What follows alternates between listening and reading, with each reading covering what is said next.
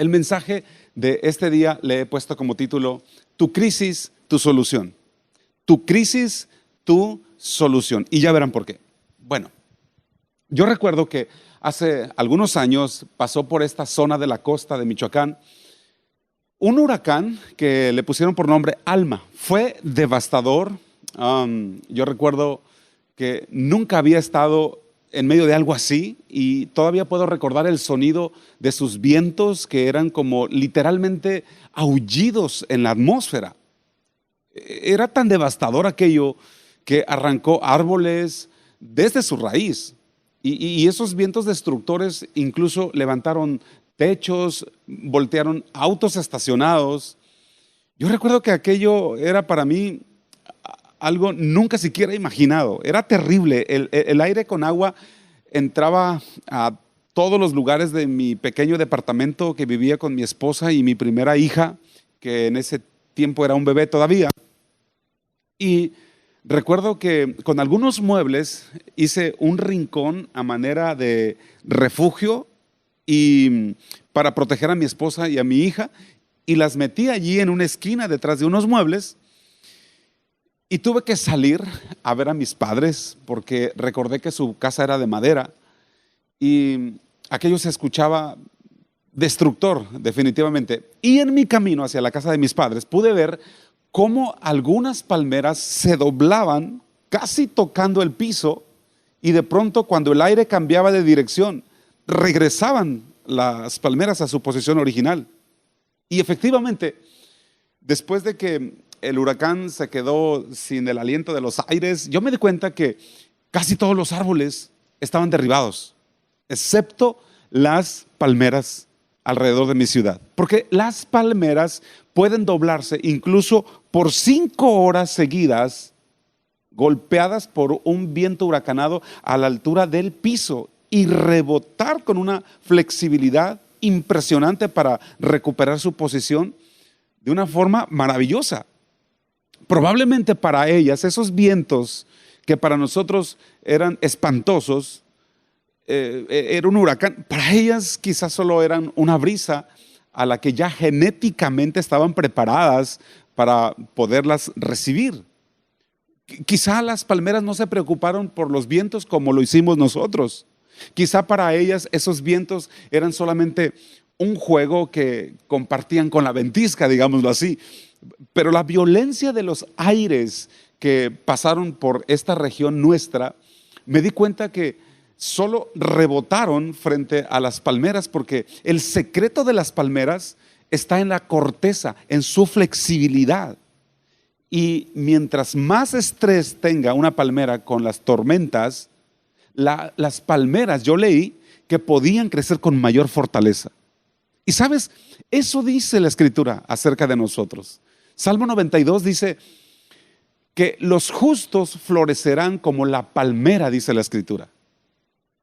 Bien podría decir esta Escritura que floreceríamos como pinos o como almendros, pero Dios sabe que a nuestra vida llegarían tiempos difíciles.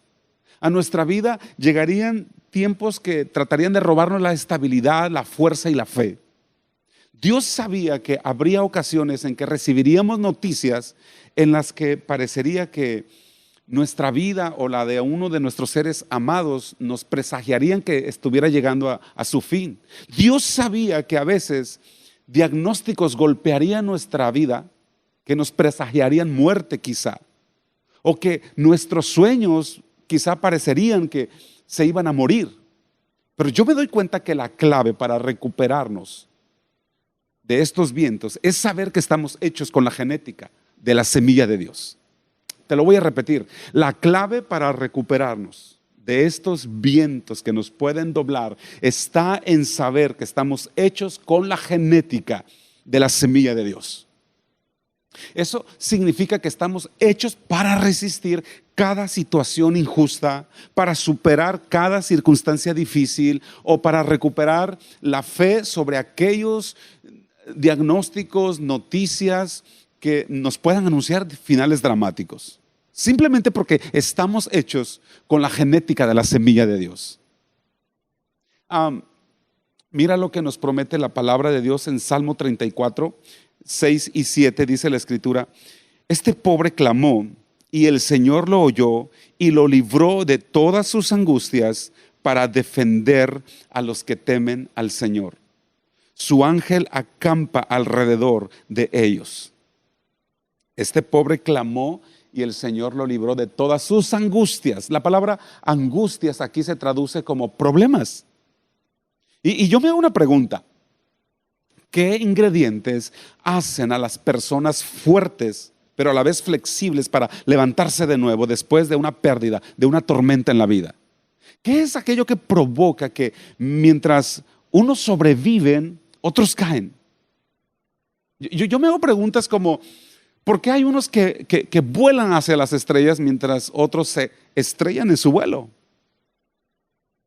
Y te vas a dar cuenta que Dios es un Dios que nos enseña vez tras vez a hacer frente a los problemas. Así que quiero hablarte de algunos principios que no debemos olvidar mientras atravesamos por problemas que a veces nos quitan incluso el aliento. Cuando llegan tormentas a nuestra vida que son tan huracanados que parece que nos van a quebrar, que parece que tenemos que aprender a ser flexibles, te voy a hablar de estos principios. Y el primero de ellos es este: número 1, entender que cada persona en este mundo tiene problemas. No es la gran revelación, pero tienes que saber que no somos los únicos que estamos pasando por anuncios malos, por diagnósticos, noticias terribles. No, cada persona en este mundo tiene problemas. El Salmo 34, 19 dice: muchas son las aflicciones del justo. Muchas son las aflicciones del justo.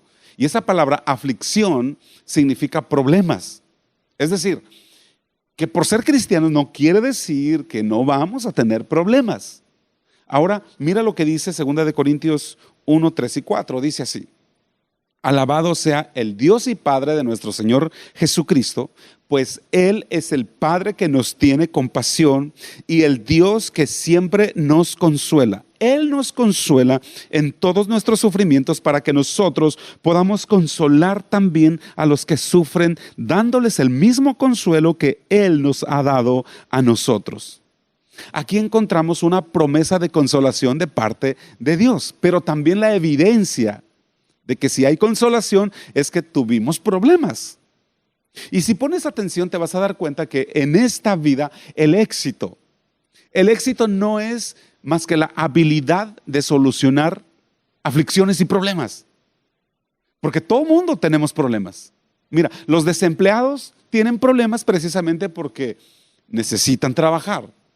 Pero los que tienen empleo, los empleados, cada lunes quizá tengan un problema con el jefe, o con sus horarios, o con la carga de trabajo. Así que el desempleado tiene problemas, el empleado también, el que tiene su negocio propio tiene sus propios problemas. Quizá no tenga jefe, porque él es su propio jefe, pero quizá tenga problemas con los empleados, porque él es el que tiene que ser el contador, el animador, él es el que tiene que ser el jefe de ventas, hacer varias tareas al mismo tiempo. Los jubilados, por ejemplo, creemos que ya solucionaron su vida, pero los jubilados quizá padezcan de tiempos aburridos o quizá de soledad. Te das cuenta entonces que incluso la gente que tiene más éxitos suele tener los más grandes problemas también. Todos tenemos problemas. Los pastores, los médicos, los choferes, los mecánicos, todo el mundo tiene problemas. Entonces la pregunta aquí es: ¿por donde tú caminas en la vida, llevas un problema o eres el que siempre tiene una propuesta de solución? ¿Eres de los que entran a un lugar y todos sonríen, o eres de los que cuando entran a un lugar todos desaparecen, todos se van y tú haces como que no los ves? Ahora, creo que en este tiempo tan especial que está marcando nuestra historia definitivamente, tenemos que cuidarnos de ciertas trampas también para no convertirnos en parte del problema, sino ser como la palmera que rebota frente a los vientos contrarios de aflicción, frente a las circunstancias difíciles. Y una pregunta de la cual deberíamos cuidarnos es cuando pensamos, ¿por qué yo, Señor? ¿Por qué a mí? Primera de Corintios 10:13 dice, ustedes no han pasado por ninguna tentación que otros no hayan tenido y pueden confiar en Dios que Él no les va a permitir que sufran más tentaciones de las que pueden soportar. Además, cuando vengan las tentaciones, Dios mismo les mostrará cómo vencerlas y así sabrán cómo resistir. Ahora, la palabra tentación es un término que en griego se pronuncia peirasmo y significa prueba, significa problema, significa adversidad. Esto lo debemos entender como que cada problema es una oportunidad para avanzar o para retroceder. Por eso, cuando nuestra conclusión es la pregunta, ¿y por qué yo, Señor? Allí es donde tenemos que recordar que todos tenemos problemas, no solo tú. Y tienes que librarte de esta segunda trampa que te voy a decir, porque es cuando decimos, es que Dios me está castigando, Diosito me está castigando. Y la pregunta entonces aquí sería, si crees que Dios te está castigando, pues dime qué hiciste. Si tú dices, no, pues no sé. Bueno, si no sabes, es que no es un castigo. Es sencillamente un malentendido, una mala interpretación de las circunstancias. O simplemente lo que te está ocurriendo puede ser que son consecuencias naturales de faltas de prudencia y sabiduría en la vida. Por ejemplo, si emprendes un negocio que no conoces, o si firmas un contrato que no leíste, o si te metiste a una relación la cual no era confiable, entonces no es que Dios te esté castigando, es sencillamente la advertencia de que tenemos que ser más prudentes para la siguiente ocasión y aprender de esos fracasos, de esos golpes. Lo siguiente de lo que nos tenemos que cuidar en estos principios es creer que mi problema es peor que lo de los demás. Y aquí tiene que ver mucho el sentido de autolástima. Y te voy a decir que los médicos dicen que la mayor causa de problemas es la depresión generada por una actitud de autolástima. Porque tristemente hay personas que no pueden llamar la atención de otra manera si no es con lástima. Así que consciente de esto, yo te recomiendo que busques ser amable, que busques ayudar antes de buscar ser ayudado.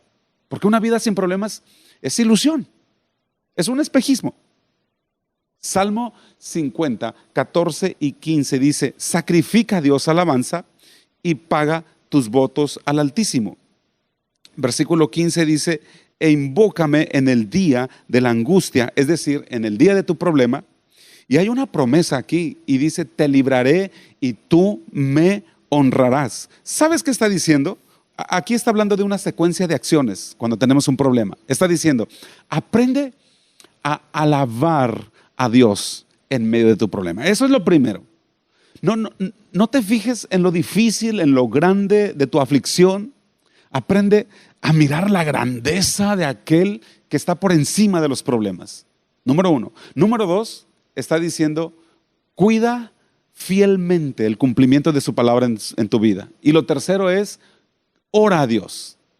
No lo dejes ese problema encerrado en tu alma.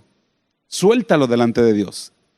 Y luego dice, y Dios te librará del problema y tú lo vas a honrar. Habacuc 3:17 dice, aunque la higuera no florezca ni en las vides haya frutos, aunque falte el producto del olivo y los labrados no den mantenimiento y las ovejas sean quitadas de la majada y no haya vacas en los corrales, este asunto no parece muy bueno. Aquí está hablando un agricultor, un hombre como ranchero, digamos, aquí en México así le decimos, un hombre de campo, y él está notando que de pronto ya no hay higos, se acabaron las uvas, no hay aceite, verduras, no hay pan, no hay lana, no hay leche, no hay carne, y con todo él voltea a ver el estado de su alma y dice, con todo yo me voy a alegrar. Pero si te das cuenta, Este es el resultado de una actitud de adoración, porque la adoración que levantamos a Dios en medio de nuestras crisis y problemas puede que no cambie instantáneamente el problema, pero sí tiene el poder de cambiar la perspectiva. Sí tiene el poder de cambiar el punto de vista sobre los problemas. Entonces, qué importante es considerar el tiempo de alabanza en una reunión como la que hacemos en las transmisiones.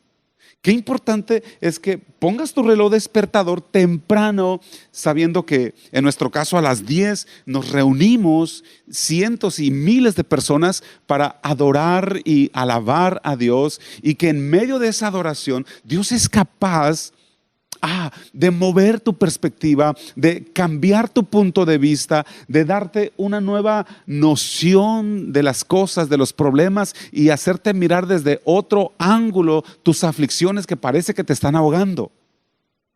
Por eso es que es tan importante no olvidar lo que dice Hebreos 10:25, que dice: no dejando de congregarse. Pero sabes que para nuestro contexto y situación, bien podríamos leerlo como válido diciendo: no llegando tarde como algunos tienen por costumbre. Porque cada vez que te pierdes el tiempo de adoración, te estás robando a ti mismo. Te estás robando del beneficio que puedes tener de mirar de manera distinta tus problemas. Créeme que cuando adoras a Dios, no necesitas más del psicólogo, del consejero. Muchas de las consejos que te puede dar un pastor está en la obra que Dios hace cuando Él levanta tu mirada del ras del suelo y cuando te hace mirar en la adoración, cuando te hace admirar la grandeza, el poder de los beneficios del corazón de Dios. Y eso sucede en la adoración. Así que el punto 4 es este, que debes considerar. Considera que cada problema tiene posibilidades positivas. Cada problema. Oye, por ejemplo, los exterminadores de ratas, de bichos, ratones, alacranes, ellos encontraron de un problema que eran plagas en las casas, encontraron algo positivo. Y hoy esas empresas viven de nuestros problemas en casa con esas plagas. Hace unos 3 años encontramos que nuestra casa tenía una plaga de termitas. Comenzaron a carcomer y terminarse los muebles de madera. Y de pronto ese problema nuestro se convirtió en la solución de trabajo para una empresa que nos calendarizó fumigaciones cada mes por todo el año, y el siguiente año y el siguiente año. Entonces mi problema fue la solución para alguien que lo miró con posibilidades positivas. Pero lo mismo sucede, por ejemplo, con los hospitales. Un hospital llega a gente con problemas de salud, pero el hospital es la solución de vida para muchos médicos y enfermeras y gente que sirve en el campo de la salud, porque tienen un trabajo con lo cual sostienen a su familia. Pero lo mismo si hablamos de los peluqueros, peinadores, maquillistas, de los salones de belleza. Las mujeres entran con un verdadero problema a esos lugares y salen con el problema solucionado. O qué tal, por ejemplo, las funerarias. Tenemos un problema de mucho dolor, pero los funerarios viven de eso. Nos solucionan un momento crítico, un momento muy difícil. Pero ¿qué tal si hablamos de los talleres mecánicos? Los talleres mecánicos no existirían si no hubiera problemas en nuestros autos. O qué te digo de los abogados. Los abogados literalmente viven de nuestros problemas, y gracias a Dios que nos ayudan a resolverlos. De hecho, hoy en día tenemos un problema mundial, pero hay quienes han encontrado una oportunidad de éxito en este gran problema que todos tenemos. Por ejemplo, las farmacéuticas, las fábricas de material médico, las fábricas de material de seguridad, los que fabrican cubrebocas, gel, sanitizantes, fumigaciones, etcétera. ¿Por qué? Porque cada problema tiene posibilidades de éxito o de fracaso. ¿Dónde cambia tu perspectiva?